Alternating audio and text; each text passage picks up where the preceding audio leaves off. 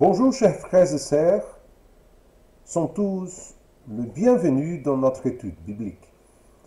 Nous voulons vous rappeler que ces études sont données tous les jeudis à 20 h à notre église.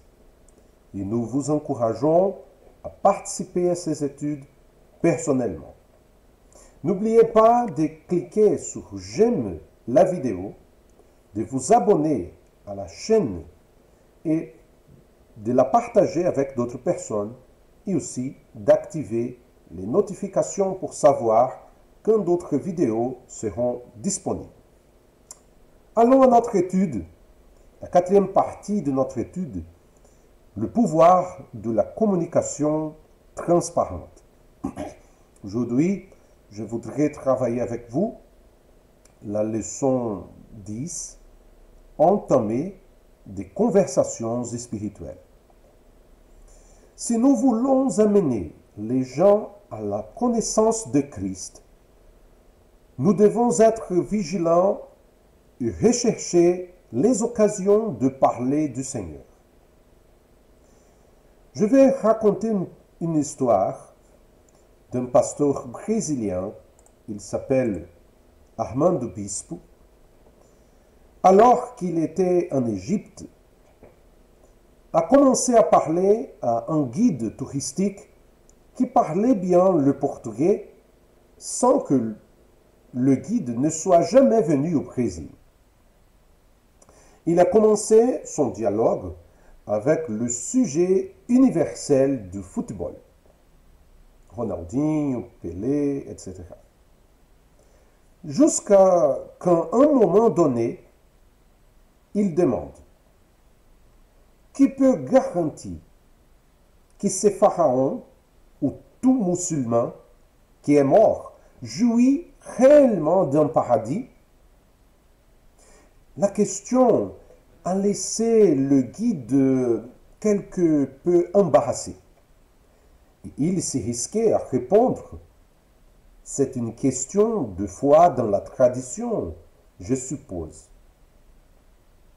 Le pasteur Armando demande alors: avez-vous une idée de la manière dont le christianisme garantit la possibilité d'un paradis? Il a répondu: qu'est-ce que vous voulez dire par là? Le pasteur Armando savait qu'il y avait peu de temps et est allé droit au but, cherchant à révéler la différence entre le christianisme et l'islam. Saviez-vous que le porte-parole d'Allah lui-même n'avait pas le pouvoir de vaincre la mort? Comment ça? A-t-il demandé. Eh bien, a répondu le pasteur, Mohammed est toujours enterré dans une tombe qui pourrait être visitée même aujourd'hui, attestant qu'il reste mort. L'homme était un peu perturbé par cette pensée. Le pasteur ajoute bientôt: vous devez savoir que la Bible affirme et prouve que celui que nous suivons et en qui nous avons confiance est vivant. Nous pouvons croire au paradis parce que nous avons un chef, le Sauveur, qui est ressuscité, alors que Mohammed est toujours mort. Avez-vous déjà pensé à cela? La conversation s'est arrêtée là, et plus tard, sur le chemin du Sinaï, ils ont pu parler encore un peu de la manière de prendre possession de la vie éternelle en croyant en Jésus-Christ comme seul Seigneur et Sauveur. Ce guide a reçu une Bible et s'engageait à considérer le salut en Jésus-Christ.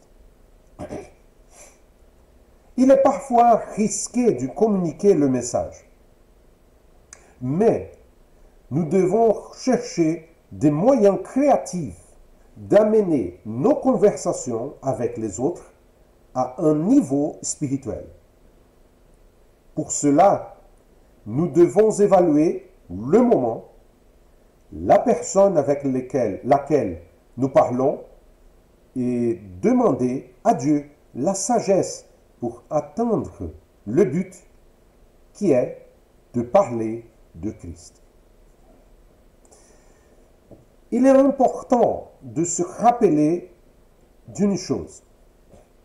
Il ne suffit pas d'avoir une potentialité élevée et une intégrité relationnelle. Nous devons passer à l'étape suivante de la formule que nous voulons maximer, notre impact spirituel sur les autres. Cela nécessite une communication transparente. Nous devons parler de notre foi en mettant les concepts spirituels dans des mots simples et courants. Regardez bien notre graphique ici. Nous avons déjà parlé sur le HP, haut potentiel, et aussi RJ, une relation juste, c'est-à-dire une vie correcte qui montre la différence de Jésus. Et à partir d'aujourd'hui, nous allons commencer à parler sur la communication transparente. Dans Romains chapitre 10, Paul a été catégorique en avertissant que les gens ne déduiront pas le message par eux-mêmes. Le texte dit, mais comment donc feront-ils appel à celui qu'ils n'ont pas cru? Et comment croiront-ils en celui dont ils n'ont pas entendu parler? Et comment entendront-ils parler de lui si personne ne l'annonce? Et comment l'annonceront-on si personne n'est envoyé? Même en observant de près la vie d'un chrétien contagieux, cela ne suffira pas. Quelqu'un doit leur expliquer l'évangile, leur dire qui est Dieu, quels dégâts notre péché a causé et comment chacun d'entre nous doit recevoir le pardon et la vie qui nous offre Christ. Mais pour que tout cela se produise, nous devons prendre des initiatives et entamer des discussions sur les questions spirituelles. C'est là que les choses deviennent vraiment excitantes. Mais avant d'apprendre comment le faire, il est important de vous mettre en garde contre deux choses. Première chose, seuls quelques exemples vous serviront réellement. Cela dépendra de votre personnalité, de votre style particulier d'évangélisation, d'initier les questions liées à la foi, qui est le sujet principal que vous voulez aborder avec les gens. L'objectif est que vous découvriez des méthodes qui correspondent particulièrement à votre personnalité. C'est-à-dire, Dieu ne veut pas que vous soyez un clone du pasteur Gilson. La deuxième chose,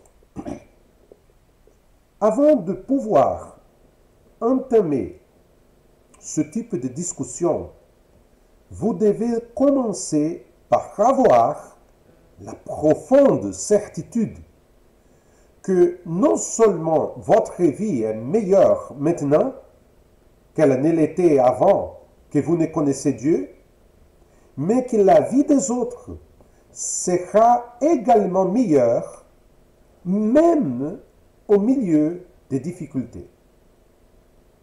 Sans cette certitude, il est presque impossible de se motiver à prendre des mesures significatives. Vous avez besoin d'un motif fort qui vous amène à prier continuellement pour des opportunités et à les attendre tout au long de la journée.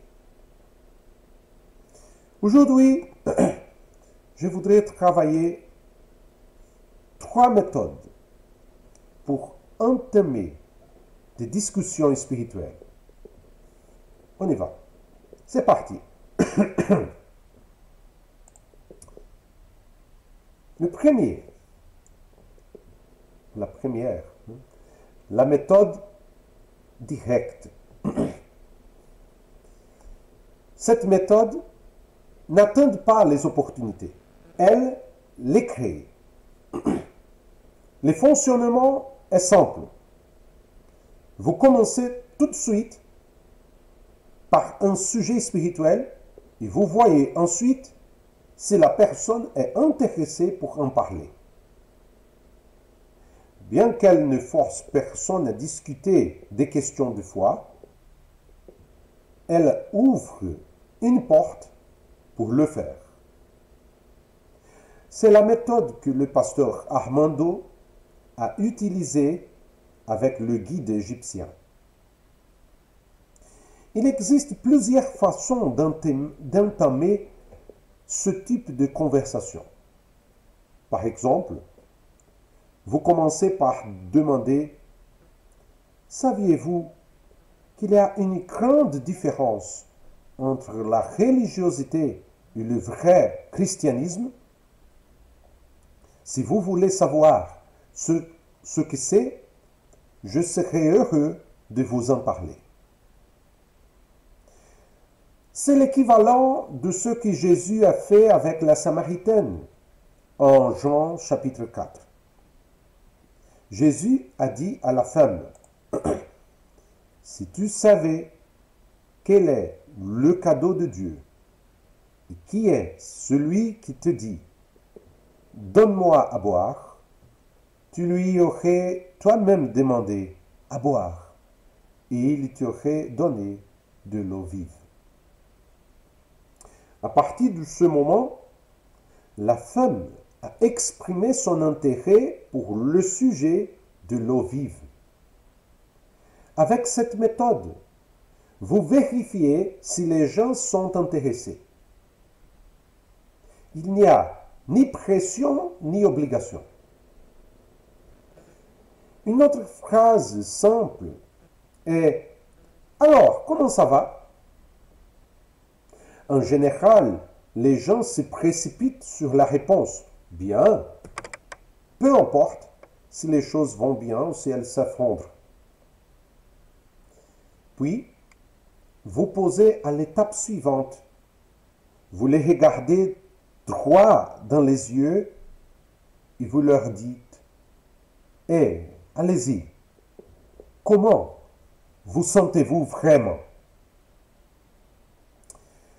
Ici, vous devez faire preuve de discernement pour savoir si vous pouvez poser cette deuxième question. D'autres phrases qui peuvent constituer un point de départ pour une conversation directe sont comme ça. Je suis curieux.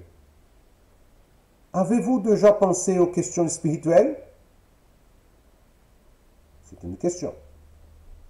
Autre question. Qui, à votre avis, était Jésus-Christ? Elle est très intéressante. Une troisième question. Quelle est votre formation spirituelle?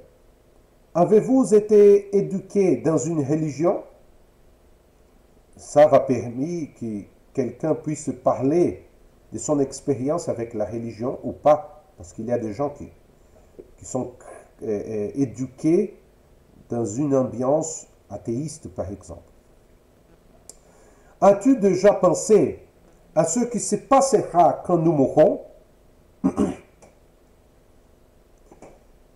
Ne laissez pas la simplicité de ces questions vous conduire à mépriser leur utilité. Ils peuvent ouvrir les portes de l'éternité. La deuxième méthode, la méthode indirecte. Cette méthode utilise un autre sujet pour en venir ensuite au message de l'Évangile. L'occasion se présente et ainsi de suite. Par exemple, vous pouvez parler de l'illumination avec quelqu'un qui travaille dans ce domaine et soudain, vous entrez dans le sujet de la lumière du monde. Tu vois? Vous pouvez parler sur un pain, une baguette, quelque chose comme ça.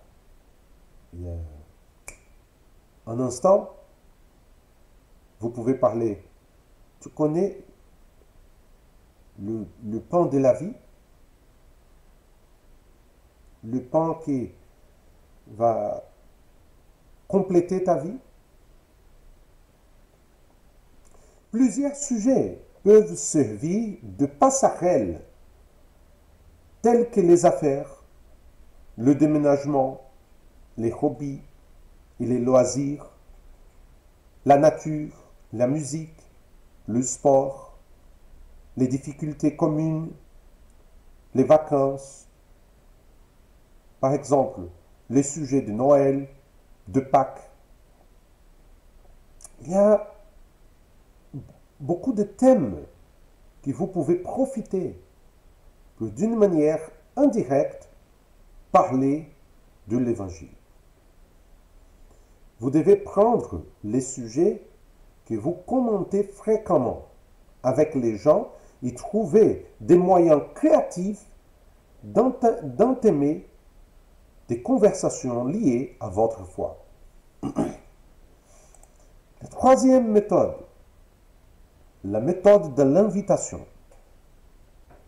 Inviter des amis à des événements d'évangélisation n'a pas seulement pour effet de les encourager à venir.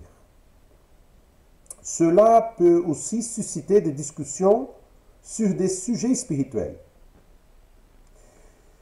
Puisque nous savons que les gens refuseront souvent l'invitation, pourquoi ne pas simplement prévoir cette possibilité et être prêt à en tirer le meilleur parti?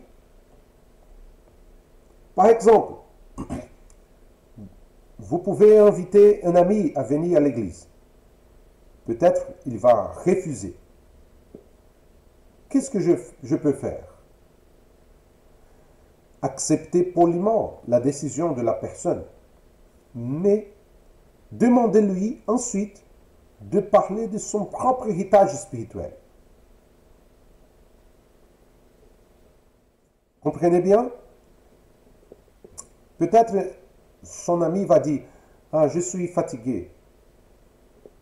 Je ne peux pas aller à l'église avec toi dimanche prochain. » Vous pouvez répondre comme ça. « Ok, je sais que tu es fatigué. Il y aura d'autres occasions pour nous de faire quelque chose ensemble. Mais tu sais quoi? Je suis curieux de connaître votre éducation religieuse. Avez-vous été élevé dans une vision spirituelle particulière? Si vous laissez la personne s'exprimer et être à l'aise, elle se sentira libre de révéler son point de vue, positif ou négatif, et cela pourrait être le début d'un bon débat. Voici quelques conseils sur la façon d'inviter quelqu'un et d'augmenter vos chances de réussite. Tout d'abord, veillez à sélectionner des événements, qu'il s'agisse de concerts, d'un film, de cultes, de réunions sociales, dont vous êtes certain qu'ils seront menés avec excellence et sensibilité à l'égard des visiteurs.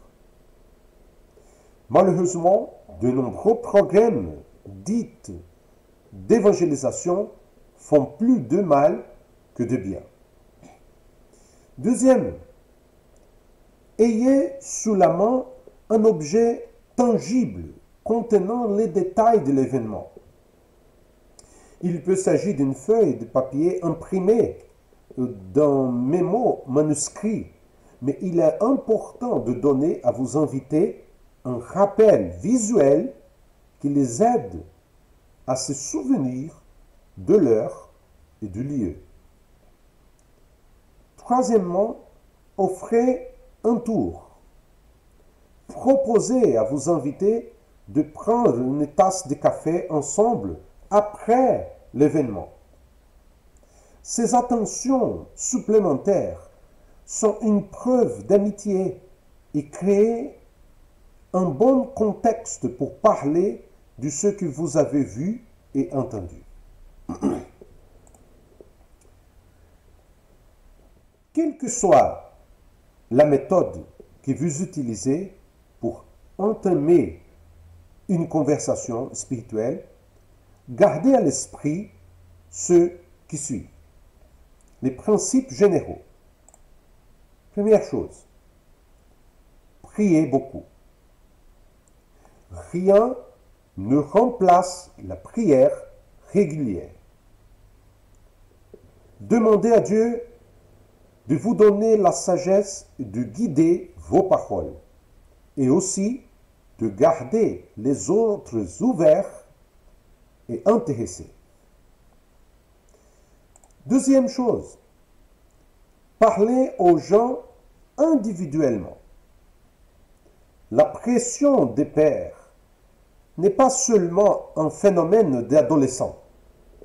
Il est toujours plus facile de parler aux gens lorsqu'ils sont seuls, afin qu'ils ne soient pas timides ou inquiets de l'opinion d'une autre personne qui les écoute. Troisième chose, suscitez la curiosité. Ne vous sentez pas obligé de toujours parler de votre foi de manière directe. Faites des allusions et suscitez l'intérêt, comme l'a fait Jésus lorsqu'il a mentionné l'eau vive à la femme au puits. Laissez la conversation se poursuivre en posant des questions sur ce que vous avez voulu dire. Quatrième chose, faire confiance à la réflexion réciproque. Tous les jours, nous rencontrons des personnes qui nous donnent l'occasion de parler de sujets de foi. Mais la plupart d'entre nous ne sont pas préparés à cela. Lorsque les autres nous demandent comment nous allons, en règle générale, nous répondons mécaniquement. Bien.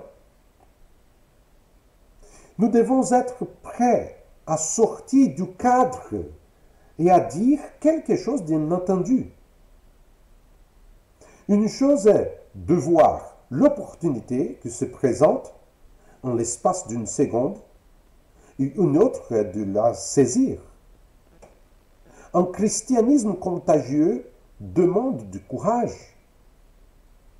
Ainsi, par exemple, si quelqu'un vous demande ce que vous allez faire ce week-end, vous avez deux choix. Soit vous dites que vous allez arracher les mauvaises herbes du jardin, rendre visite à votre famille, ou vous respirez profondément et donnez à Dieu une chance de vous utiliser réellement en décrivant ce que vous allez faire à l'église, en adorant Dieu, en apprenant de lui, en acquérant la force de le vivre. Je vais à l'église ce week-end. À l'église? Oui. Qu'est-ce que tu vas faire à l'église? Je vais remercier Dieu. Parce que si je suis vivant, c'est grâce à lui. Je vais remercier Dieu pour chaque bénédiction qu'il me donne.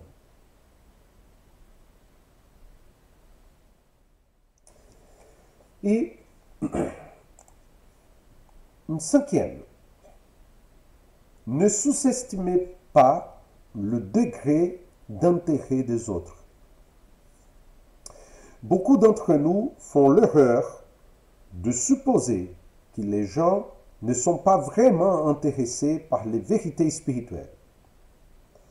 Mais plusieurs d'entre eux sont aujourd'hui fatigués de vivre sans but ultime. Ils accumulent les heures au bureau ou chez eux à cause de Covid, règlent les factures et survivent dans le cadre de leur budget limité, investissent du temps et des ressources dans des biens matériels que la ruine détruisent et où les voleurs percent le mur pour voler. De plus en plus, des gens en arrivent à se dire « Il doit y avoir autre chose dans la vie que ça ».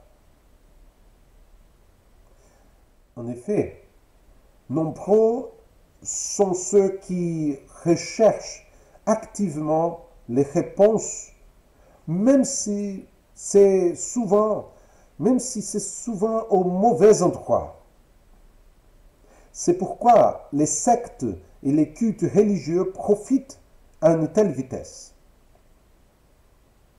Et nous sommes là, avec les clés du sens de cette vie et de l'espoir de la suivante. Nous devons donc entamer des conversations spirituelles et découvrir qui est intéressé. La semaine prochaine, nous poursuivrons cette étude en réfléchissant à ce que nous devons dire aux gens lorsque nous entamons une conversation spirituelle. La leçon 11, rendre le message clair. Que Dieu vous bénisse et vous garde et à la prochaine.